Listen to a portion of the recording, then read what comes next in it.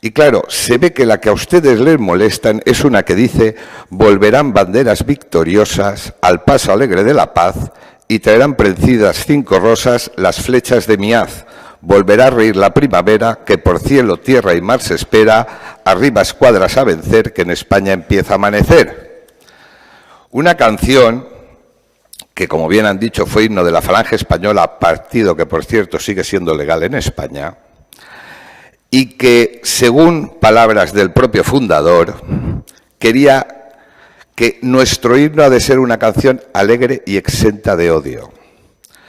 El año 2000, el Estado adquirió el original de dicha obra, que está depositado en la Biblioteca Nacional. En esta composición actuaron intelectuales, poetas y escritores de primer orden, como José María Alfaro, Premio Nacional de Literatura durante la Segunda República, Agustín de Foxá, Dionisio Ridruejo, un poeta reconocido incluso por los detractores de su ideología y que acabó exiliado y contrario al régimen de Franco, Pedro Murlada y Michalena, que hizo varios estudios sobre la poesía en lengua vasca, Jacinto Miquel Arena y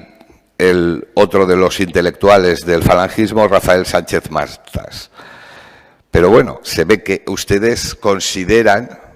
que no se puede cantar el cara al sol, pero se ponen como motos en defensa de la libertad de expresión de otros autores. No incidiré tampoco en el tema de la Internacional, que se canta habitualmente en los congresos socialistas, que tiene a sus espaldas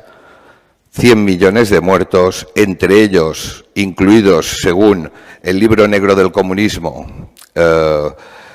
editado bajo la dirección de Stéphane Courtois, director de investigaciones del Centro Nacional para la Investigación Científica de Francia, el equivalente a nuestro Centro Superior de Investigaciones Científicas,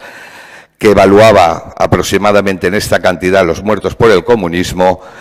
incluyendo las 85.000 víctimas de la represión en la zona republicana. Yo no tengo mucho más que añadir a este despropósito y, por cierto, es verdad que países como Alemania prohíben el partido nazi, también es cierto que tienen prohibido el Partido Comunista. Muchas gracias.